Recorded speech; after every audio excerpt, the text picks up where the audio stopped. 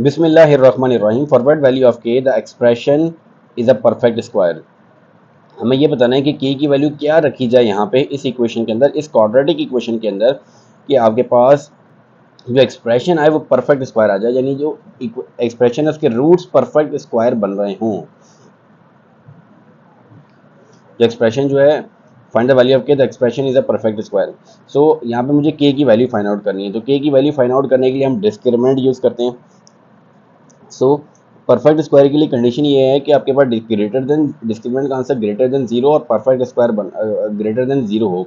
लेकिन अगर आपने यहाँ पे ये बताया जा रहा है कि अगर मैं के की वैल्यू यहाँ पे ऐसी पुट करूँ कि परफेक्ट स्क्वायर आ जाए, तो ये इक्वेशन परफेक्ट स्क्वायर बन जाए, तो इसका मतलब यह है कि मुझे डिस्क्रिमिनेंट की वैल्यू को जीरो के बराबर लेना है। और जीरो की जब भी आपने के की वैल्यू निकालनी है, हमेशा किसी भी कोई भी कंडीशन गिवन हो तो हमेशा डिस्क्रिमिनेंट को जीरो के बराबर लेके के की वैल्यू निकाली जाती है। तो अगर मैं डिस्क्रिमिनेंट की वैल्यू को जीरो के बराबर ले लूँ और यहाँ पे फॉर्मूला पुट करूँ b square minus 4ac equal to zero. अब मैं यहाँ पे इस इक्वेशन से, ये क्वाड्रेटिक इक्वेशन गिवन है, इसमें x square and the coefficient of x square is के square. This is the central term, which is the term of x. So the coefficient of x is 2 into k plus 1 and the constant term is 4 here. So in this equation, a is k square, b is 2 multiplied by k plus 1 and the constant term is 4. So putting the values of a, b, c in the formula of discriminant, so b square, b is 2k plus 1, it is b square minus 4a into c equal to 0.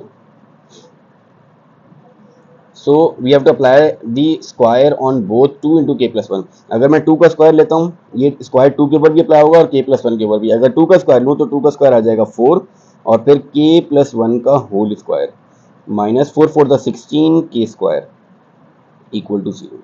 अब इस bracket के ऊपर मुझे identity apply करनी है के plus 1 का whole square.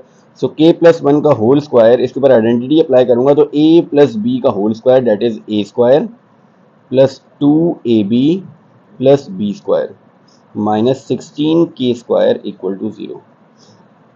अब इसको मल्टीप्लाई कर देता हूँ तो ये आ जाएगा 4 k square plus 4 one the 4 4 two the 8 k plus 4 one the 4 minus 16 k square equal to 0। अब 4 के स्क्वायर और माइनस 16 के स्क्वायर, तो प्लस माइनस माइनस होगा, माइनस 16 में से 4 माइनस करेंगे तो बाकी रह जाएगा 12।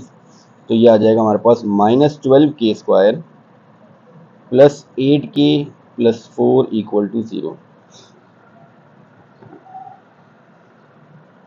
नेक्स्ट में इस यहाँ पे इक्वेशन में से कॉमन आ रहा है, इसमें से मैं के स्क्वायर हमें पॉजिटिव रखना होता है, तो के स्क्वायर नेगेटिव आ रहा है तो उसमें से 4 कॉमन आ रहा है, तो मैं माइनस 4 कॉमन ले लेता हूँ। माइनस 4 कॉमन लूँगा तो 4 one the 4 4 two that 4 3 the 12 3 के स्क्वायर माइनस 4 टू द 8 और 4 वन द 4 इक्वल टू 0। ये 4 इस इक्वेशन से मल्टीप्लाई हो रहा है, वहाँ जाएगा तो डिवाइड हो जाएगा, तो बाकी आपके पास आ जाएगा 3 के स्क्वायर माइनस 2 के माइनस 1 इक्वल टू 0।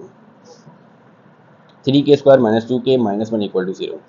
अब इसको मैं सॉल्व करता हूँ, ये क्वाड्रेटिक इक्वेशन बन रही है, इसको मैं क्वाड्रेटिक फॉर्मूले में अप्लाई करके सॉल्व कर लेता हूँ। के की वैल्यू मुझे फाइंड आउट करनी है, मैं चेक करता हूँ उसके मिडिल टर्म ब्रेक तो नहीं हो रही। 3 one the 3 middle term break हो जाएगी, मिडिल टर्म ब्रेक कर लेते हैं। ये आ जाएगा 3 के स्क्वायर माइनस, मुझे ब्रेक करना है माइनस थ्री के फैक्टर बनाने हैं, तो माइनस 3 के फैक्टर आ जाएंगे 3 वन द 3 और 3 सेंट्रल टर्म चाहिए माइनस 2, बड़ी टर्म के साथ माइनस, इसके साथ आ जाएगा प्लस माइनस प्लस माइनस, तो इसका मतलब इसके फैक्टर आ जाएंगे माइनस 3 के प्लस के माइनस 1 इक्वल टू 0। तो शुरू की दो टर्म में से 3 कॉमन आ रहा है, 3 के, इसमें से 3 के कॉमन लूँगा तो के माइनस 1 बच जाएगा और इसमें से प्लस 1 कॉमन लूँगा तो ये भी के माइनस 1 इक्वल टू 0 आ जाएगा। तो ये दो फैक्टर बन रहे हैं 3 के प्लस 1 और के माइनस 1 इक्वल टू 0।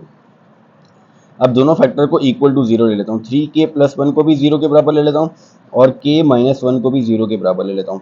यहाँ से के की वैल्यू निकालता हूँ तो 3 के 1 उधर जाएगा तो नेगेटिव 1 और के की वैल्यू आ जाएगी माइनस 1/3 और यहाँ से के की वैल्यू आ जाएगी 1।